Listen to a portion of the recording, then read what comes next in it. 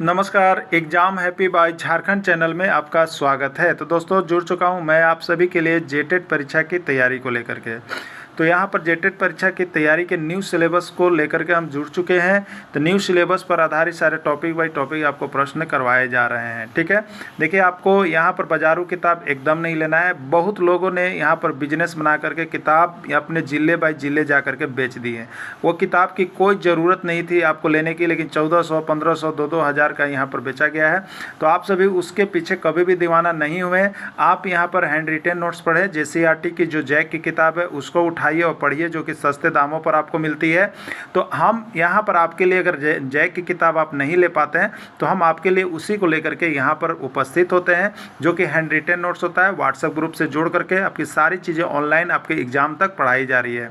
देखिए, अभी यहाँ पर सिलेबस को तो बढ़ा दिया गया है, लेकिन विद्यार्थियों के अनुरोध को देखते हुए, देखिए विद्यार्थियों के अनुरोध को देखते हुए हमारा फ़ी जो है यहाँ 500 रुपये है। 1 से 5 में जुड़िए या 6 से 8 में जुड़िए। बहुत ही सस्ते रेट पर आपको 1 से 5 में आपको क्षेत्रीय भाषा छोड़ करके सभी चीज़ों का क्लास दिया जा रहा है, जो कि बहुत ही आपके लिए सस्ता पड़ता है। लेकिन इसकी कीमत 800 बढ़ाई गई थी, लेकिन इसको फिर से विद्यार्थियों के अनुरोध को देखते हुए यहाँ पर मात्र 200 विद्यार्थियों के लिए, हमारी टीम ने 200 विद्यार्थियों के लिए एक बार फिर से 500 रुपये ही प्राइस रखने का विचार बनाया है।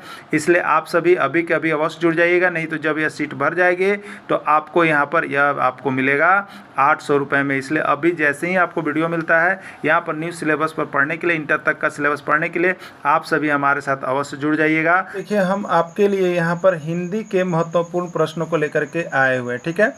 और ये हिंदी के 2016 में जो परीक्षा हुई थी उसमें हिंदी से जो प्रश्न पूछे गए थे उसी को हम यहाँ पर कंप्लीट करेंगे, ठीक है। तो देखिए 2016 में किस तरह के प्रश्न आपके पूछे गए थे, क्योंकि आपको यहाँ पर जैक के निदेशक की तरफ से बोला गया है कि परीक्षा जो होगी वो 2016 और 2012 के प्रश्न पत्र के आधार पर होगी, मतलब उसी के सिलेबस पर होगी। तो इस तरह का प्रश्न होगा, ठीक है। और देखिए, हम आपको क्या कर रहे हैं, तो हम आपको जैक का जो किताब होता है, कौन किताब होता है आप लोग को पता है, JCERT टेक्स्ट बुक होता है, ठीक है। उसका पूरा हैंड रिटेन नोट्स आपको चैप्टर बाय चैप्टर हमने PDF और वीडियो उसका पूरा दे दिया। तो अब देखिए वो कितना तक था, तो हमने अभी आपको दिया है कितना, तो 6 to 10 तक का पूरा कंप्लीट कर दिया ना।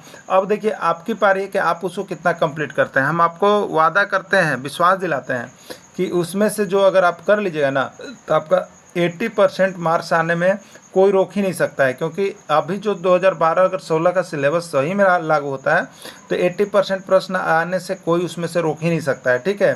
तो आप सभी अगर अभी तक जो नए हैं, नहीं जुड़ पाए हैं, तो आप सभी यहाँ से ज़रूर खरीद सकते हैं, ठीक है। तो सिर्फ और सिर्फ कितनी राशि रखी गई है, तो क्षेत्रीय भाषा को छोड़ करके आप यहाँ कितना में आपको बोले हैं 501 में। तो आप अभी कभी जुड़ करके, मोबाइल नंबर आपको दिया गया है 9631054226 पर, यहाँ से ऑनलाइन आपको मिलेगा PDF, ठीक है। PDF कैसे मिलेगा, ऑनलाइन मिलेगा। घर पर कुरियर से भेजने की सुविधा नहीं है, आपको व्हाट्सएप पर उसका सारा PDF और वीडियो प्रोवाइड कर दिया जाएगा, ठीक है।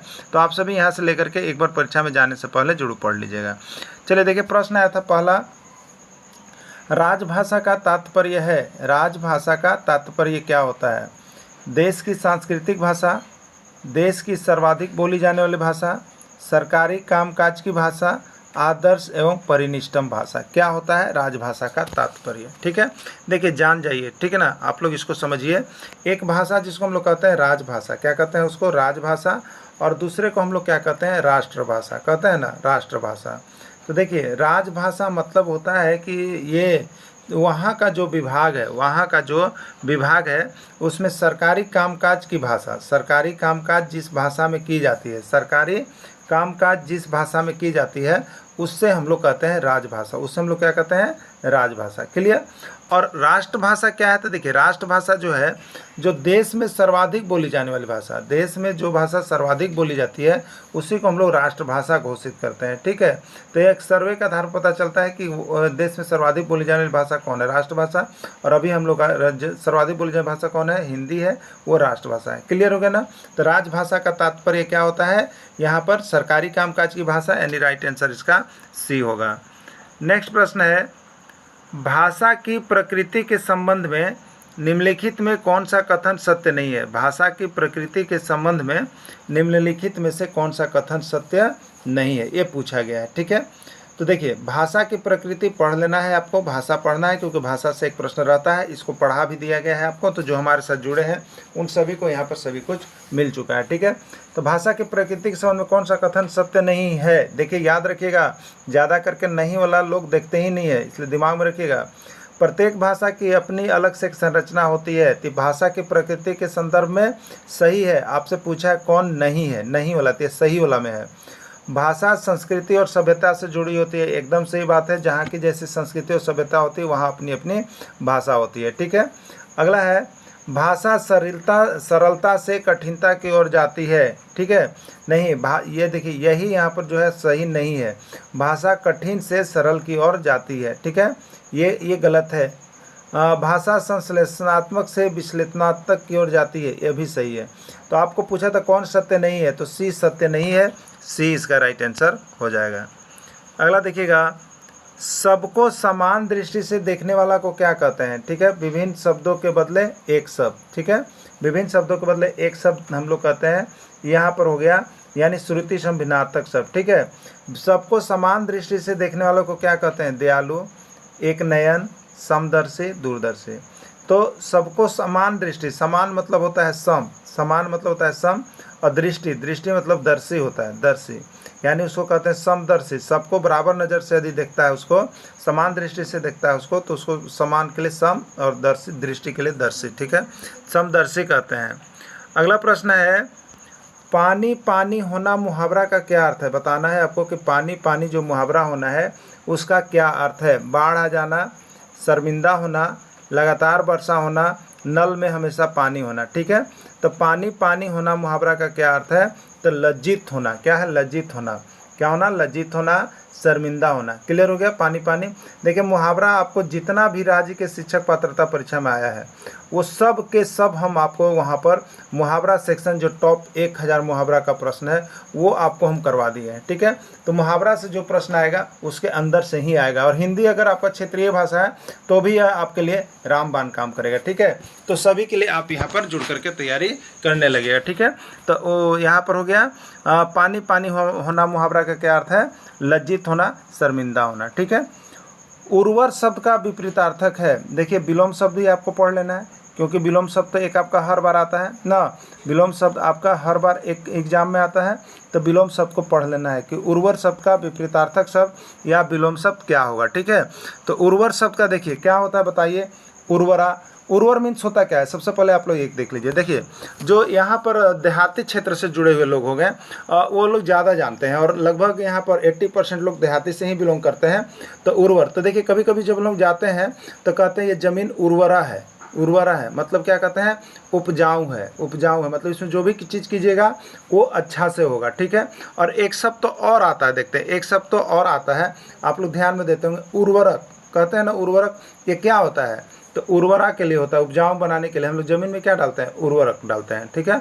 अब देखिए यहाँ पर तो उर्वर शब्द का विपरीत, तो उर्वर माने उपजाऊ हो गया, उर्वर का मतलब क्या हो गया? उपजाऊ हो गया। तो यहाँ पर उसके बदला विपरीतार्थक उसका उल्टा क्या होगा? तो उर्वरा मीन्स भी उपजाऊ है, उपजाऊ मीन्स भी उपजाऊ है, और समृद्धि मतलब भी बढ़ना है। तो यहाँ होता है उसर। क्या है? उसर। उर्वर का उल्टा क्या हो जाएगा? उसर हो जाएगा, यानी उपजाऊ का अनउपजाऊ हो जाएगा, ठीक है। तो ये आपका जो है देहाती सेक्टर के लिए बहुत ही अच्छा है। अगला है कमल का पर्यायवाची नहीं है। आपको बताना है इसमें कि कौन कमल का पर्यायवाची नहीं है, ठीक है। पर्यायवाची शब्द ही देखिए आपको सारा चीज़ हम दे दिए हैं, और अभी विभिन्न राज्यों के शिक्षक पात्रता परीक्षा का क्वेश्चन बैंक भी आपको हम करवा दे रहे हैं, जिससे आपको यहाँ पर बहुत ही अच्छा जो है मनोबल बढ़े कि हम इस तरह के प्रश्न को बना सकते हैं। यदि आपको क्वेश्चन बैंक बनाना है, यदि आप सभी को जो अभी तक देख रहे हैं, यदि आपको विभिन्न राज्यों का क्वेश्चन बैंक बनाना है तो आप हमारे साथ जुड़ करके तैयारी करते रहिएगा, आपको क्वेश्चन बैंक भी हम यहाँ पर करवा देंगे, ठीक है। तो हमारे पास सारे राज्यों का क्वेश्चन बैंक आ चुका है जो कि आपको हम देते जा रहे हैं डेली। तो पहले झारखंड की एग्जाम है, इसलिए हम आपको झारखंड से ही शुरू कर रहे हैं। तो यदि आप लोगों को क्वेश्चन बैंक बनाने की इच्छा है तो आप हमें कमेंट करेंगे यस लिख करके कि यस, ठीक है, और अपने अपने व्हाट्सएप से मैसेज करेंगे कि क्वेश्चन बैंक करवा दिया जाए। तो हम आपको डेली यहाँ पर जो है क्वेश्चन बैंक सभी का पार्ट बाई पार्ट आपको करवा देंगे, सभी स्टेट का करवा देंगे। क्लियर? चलिए देखिएगा यहाँ पर कमल का पर्यायवाची नहीं है, ठीक है। कमल का क्या होता है? राजीव, नीरज, पंकज और वारिद। कौन नहीं है बताना, ठीक है। तो कमल का पर्यायवाची नहीं है, याद रखिएगा, नहीं पूछा है। क्या पूछा है आपसे? नहीं पूछा है, इसको दिमाग में रखिएगा। तो राजू मीन्स भी कमल होता है, नीरज मीन्स भी कमल होता है, पंकज का भी अर्थ कमल होता है। लेकिन यहाँ पर एक शब्द आया है वारिद, डी में, तो वारिद मीन्स बादल होता है। क्या होता है? वारिद मीन्स बादल, यानी इसका राइट आंसर डी होगा। कौन नहीं है पूछा है, तो राजीव कमल का पर्यायवाची शब्द है, नीरज कमल का पर्यायवाची शब्द है, पंकज जो है कमल का पर्यायवाची शब्द है, और ये वारिद जो है नहीं है। ठीक है, चलिए अब नेक्स्ट प्रश्न हम लोग यहाँ पर देखते हैं। नेक्स्ट प्रश्न देख लेते हैं। ठीक है, देखिए अगला यहाँ पर है 7 से आपका देखिएगा यहाँ पर है। अगला है परमेश्वर शब्द का संधि विच्छेद है। परमेश्वर शब्द का संधि विच्छेद है, आपको बताना है। ठीक है, देखिए संधि विच्छेद भी एक देख लेना है, और संधि विच्छेद आपको हमने यहाँ पर जो भी जुड़े हुए सबको बता संधि विच्छेद भी करवा दिया गया है। ठीक है, तो आप सभी उसको देख लीजिएगा एक बार सरसरी निगाह से। यानी हिंदी लगभग समाप्ति की ओर है। अब आपका रिविजन क्लास भी हमने करवा दिया है। अब टेस्ट सीरीज की बारी होगी, टेस्ट सीरीज बहुत जल्द हम शुरू करेंगे। अब रही बात यहाँ पर कि आपको विभिन्न राज्यों के शिक्षक पात्रता परीक्षा का शॉर्ट क्वेश्चन भी करवा देते हैं, यानी पूरी तैयारी किस तरह से तैयारी आपकी हुई आप देख लिए होंगे। तो तैयारी आपके पहले JCERT टेक्स्ट बुक का क्लास 6 to 10 तक का चैप्टर बाय चैप्टर सभी सब्जेक्ट का नोट्स और PDF सारा वीडियो आपको मिला है। उसके बाद देखिए यहाँ पर रिवीजन क्लास भी आपका बहुत से सब्जेक्ट का हो गया है, कुछ का बाकी है। अब रही बात तो यहाँ पर आपको क्वेश्चन बैंक भी हम करवा दे रहे हैं। क्या करवा दे रहे हैं? क्वेश्चन बैंक भी आपको हम करवा दे रहे हैं, जिससे कि आपको लगे कि हम बना सकते हैं या नहीं बना सकते। क्वेश्चन बैंक के लिए कोड होगा यस, क्वेश्चन बैंक करवाना है यस। सबका हम कमेंट देखेंगे कि कौन कौन चाह रहे हैं। ठीक है, परमेश्वर शब्द का संधि विच्छेद है, तो यहाँ पर देखिए परमेश्वर का सही संधि विच्छेद होगा परम। क्या होगा? परम जोड़ ईश्वर, परम जोड़ ईश्वर होगा परमेश्वर। ठीक है, क्या होगा? परम जोड़ ईश्वर हो जाएगा परमेश्वर। क्लियर? चलिए अगला देखिएगा, उत्कर्ष, उत्सव तथा उत्कृष्ट शब्दों में उपसर्ग है। उपसर्ग प्रत्यय भी आपको करवाया गया है, आप सभी को देख लिए होंगे। तो देखिए उत्कर्ष, उत्सव या उत्कृष्ट शब्दों में उपसर्ग और प्रत्यय। देखिए हमने बोला था जैसे उत्कर्ष का यदि संधि, उत्कर्ष का यदि उपसर्ग बताना है। ठीक है, तो जो किसी शब्द के पहले लगता है उसको उपसर्ग, और जो किसी शब्द के बाद लगता है उसको प्रत्यय। यही कहते हैं ना, यही कहते हैं हम सभी को। अब देखिए तो उत्कर्ष का बताना है, तो इसका सबसे पहला और सबसे सही जो है, हमने बोला था कि आप संधि विच्छेद कर लो उसको, जिसका भी उपसर्ग प्रत्यय बताना है उसका संधि विच्छेद आप कर लीजिए। तो उत्कर्ष का सही संधि विच्छेद क्या होगा? तो होगा उत और जोड़ क्या होगा? कर्ष, उत जोड़ कर्ष होगा। ठीक है, तो ये प्लस से हम लोग देखते हैं, प्लस के जो पहले होगा वो उपसर्ग है, और प्लस के जो यानी बाद होगा वो प्रत्यय है। ठीक है, तो आपसे पूछा है क्या पूछा है? उपसर्ग पूछा है। ठीक है, उपसर्ग, तो उपसर्ग क्या होगा बताइए? उत होगा। क्या होगा? उत होगा ना, उत होगा उपसर्ग। क्लियर हो गया ना? तो देखिए यहाँ पर उत होगा। उत किस में लिखा हुआ है? तो सी में है, यानी इसका राइट आंसर सी है। ठीक है, चलिए 9 नंबर देखिएगा, नीलांबर में कौन सा समास है? देखिए समास भी आपको मैंने क्लियर कर दिया है, पूरा क्लियर किया है। अब इसका देखिए यहाँ पर समास आ रहा है ना, अगर हम आपको बता देते हैं जिस तरह से हमने आपको JCERT जय को पूरे किताब को पढ़ा दिया है, अगर 2012 और 16 पर आ गया तो 80% लाने से यहाँ से कोई नहीं रुकेगा। तो अभी हम आपको बता देते हैं, जो भी लोग नहीं जुड़े हैं हमारे साथ, जिस तरह का हमने नोट्स और PDF सबको दिया है, तो आप एग्जाम के 2 दिन 4 दिन पहले भी यदि आप जाते हैं ना, तो आप यहाँ से सारा नोट्स क्षेत्रीय भाषा छोड़ करके सब कुछ आपको तुरंत भर में व्हाट्सएप पर प्रोवाइड कर दिया जाएगा ऑनलाइन। आप वहाँ से एक नज़र देख करके ही जाइएगा, क्योंकि परीक्षा में बहुत अधिक यह प्रश्न भिड़ने वाला है, जो कि आपका हैंड रिटेन नोट्स है, हाथ से बना हुआ नोट्स है। ऐसा नहीं है कि बाजारू नोट्स है कि जैसे ही आया उसी तरह से हम आपको तुरंत भर में छाप दिया हो, ऐसा नहीं है। आप लोगों की इंपॉर्टेंस को देखते हुए ही यहाँ पर सारा प्रश्न बनाया गया है। ठीक है, तो नीलांबर में कौन सा समास है? तो देखिए यहाँ पर नीलांबर में कौन सा समास है? तो नीला हो अंबर जिसका, नीला हो अंबर जिसका। क्लियर? नीला हो अंबर जिसका। क्लियर हो गया ना? देखिए नीला हो अंबर जिसका, तो ये देखिए आपका यहाँ पर विशेषण और विशेष यानी कर्मधारय समास है। लेकिन अगर इसका विशेष अर्थ निकलता कि नीला हो अंबर जिसका, कोई ऐसा है जो नीला वस्त्र पहनता है? नहीं, तो इसका विशेष अर्थ नहीं निकला, इसलिए यह किस में रह जाएगा? कर्मधारय में। लेकिन अब देखिए यहीं पर हो जाता पीताम्बर, पीताम्बर। अभी नीलांबर था ना, अभी क्या हो गया? पीताम्बर। पीताम्बर का मतलब क्या हो गया बताइए? पीला हो अंबर जिसका। क्या हो गया? पीला हो अंबर जिसका, मतलब वह जो पीला वस्त्र धारण करते हैं। तो अब तो इसको भी आप कहिएगा ना कि कर्मधारय में जाना चाहिए, इसको भी आप कहिएगा ना मेरे प्यारे से बंधु कर्मधारय में जाना चाहिए। यह कर्मधारय में नहीं जाएगा भाई, तो कहाँ जाएगा? तो यह कर्मधारय में नहीं जाएगा, यह जाएगा आपका बहुव्रीहि में जाएगा, बहुव्रीहि समास में चला जाएगा। बताइए क्यों जाएगा? क्योंकि इसका विशेष अर्थ निकल रहा है, और यह विष्णु भगवान के लिए कोड होता है, विष्णु भगवान को बोला जाता है। तो ऐसा शब्द जो विशेषण विशेष हो क्रमधारी होगा, लेकिन अगर विशेष अर्थ निकलेगा तो बहुव्रीहि में चला जाएगा। क्लियर? तो ये आपका हो जाएगा, यहाँ पर नीलांबर है तो आपका हो जाएगा नीलांबर, जिसका इसका विशेष अर्थ नहीं निकल रहा है, इसलिए यह कर्मधारय समास होगा। क्लियर हो गया ना? चलिए अब देखिए, आपको गधांश और पदांश दो को हम बोले हैं जरूर आएगा और हल्का ही आएगा। गधांश पदांश जरूर आएगा और हल्का ही आएगा। तो आप पहले इसको पढ़ करके समझिएगा, ठीक है? पढ़ना है पहले ना। देखिए, ध्यान पूर्वक पढ़ें एवं नीचे दिए गए प्रश्नों के उत्तर दें। ध्यान पूर्वक पढ़ें एवं नीचे प्रश्नों के उत्तर दें। मनु नहीं मनु पुत्र है यह सामने, मनु नहीं मनु पुत्र है यह सामने, जिसकी कल्पना के जीभ में भी धार होती है। बाण ही होते विचारों के नहीं, केवल स्वप्न के भी हाथ में तलवार होती है। स्वर्ग से सम्राट को जाकर खबर कर दे, रोज ही आकाश चढ़ते जा रहे हैं वे। रोकिए जैसे बने इन स्वप्न वालों को, स्वर्ग की ही ओर बढ़ते आ रहे हैं वे। देखिए, यह एक जो है क्या है आपकी यहाँ पर कविता है और कविता के माध्यम से आपको क्या पूछा है, नीचे प्रश्न पूछा है। देखिए, एक बात हम आपको बता देते हैं कि इस तरह का जो गधांश और पदांश आता है ना, अपने मन से, देखिए इसमें कुछ नहीं करना होता है, प्रश्न को अपने मन से कुछ नहीं, आपको इस गधांश के अनुसार ही वहाँ पर मिलना चाहिए, चाहे वहाँ गलत हो चाहे सही हो। ठीक है, चलिए देखिए तो प्रश्न क्या है। 10 नंबर प्रश्न है कि कवि के अनुसार किसकी जीभ में तेज धार होती है। अभी हमने पढ़ा ना, किसकी जीभ में तेज धार होती है। चलिए देख लेते हैं, ठीक है। यहाँ देखिए, जिसकी कल्पना की जीभ में भी धार होती है, जिसकी कल्पना की जीभ में भी धार होती है। देखिए प्रश्न बना ना, कल्पना की जीभ में धार होती है, मिल गया ना। तो खोजना है। देखिए, जीभ में तेज धार होती है, तभी क्या बोला, कल्पना की जीभ में तेज धार होती है, तो कल्पना इसका आंसर होगा। किसकी जीभ में तेज धार होती है, तो कल्पना की जीभ में तेज धार होती है। देखिए एकदम स्पष्ट यहाँ पर लिख दिया है, इसलिए पैसेज से अगर नंबर छोड़ते हैं तो आप समझिए फेल करने के लिए सोच रहे हैं। ठीक है, पैसेज से नहीं छोड़िएगा, एकदम पढ़िएगा गहन दृष्टि से, आपको 100% वैसा ही लिखा हुआ मिलेगा।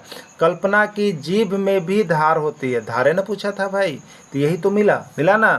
चलिए अब देखिएगा अगला प्रश्न क्या है। चलिए 11 नंबर प्रश्न, किसके हाथ में तलवार होती है, बताइए किसके हाथ में तलवार होती है। चलिए देखते हैं, कल्पना के हाथ में होती है, विचार के हाथ में होती है, स्वप्न वालों के हाथ में होती है, या स्वप्न के हाथ में तलवार होती है। किसके हाथ में तलवार होती है, देखिए यहाँ पर एकदम पढ़िएगा, पैसेज को पढ़ने में कभी मिस्टेक मत कीजिएगा, ठीक है ना। देखिए यहाँ लिखा हुआ है, बाण ही होते विचारों के नहीं, केवल स्वप्न के भी हाथ में तलवार होती है। दिया हुआ है ना, स्वप्न के हाथ में भी तलवार होती है। तो आपसे पूछा है किसके हाथ में तलवार होती है, तो यहाँ पर राइट आंसर होगा स्वप्न के हाथ में तलवार होती है। क्लियर हो गया होगा आप लोगों को ना, क्लियर हो रहा है कि नहीं हो रहा बताइए। देखिए पैसेज इसी तरह से बनेंगे, आपको पैसेज से 5 प्रश्न 6 प्रश्न लगभग रहते हैं हर एग्जाम में, जितना रहता है उसका 50 रहता है पैसेज। ठीक है, तो 5-6 प्रश्न रहेंगे, अगर 5-6 प्रश्न आप यहाँ से कर लेते हैं कंप्लीट, तो आप समझिए कि आपको 5 नंबर बहुत बड़ी चीज़ हो गए। तो किसके हाथ में तलवार होती है, तभी तो बताएं आपको स्वप्न के हाथ में भी तलवार होती है, तो राइट आंसर इसका डी हो गया कि नहीं हो गया।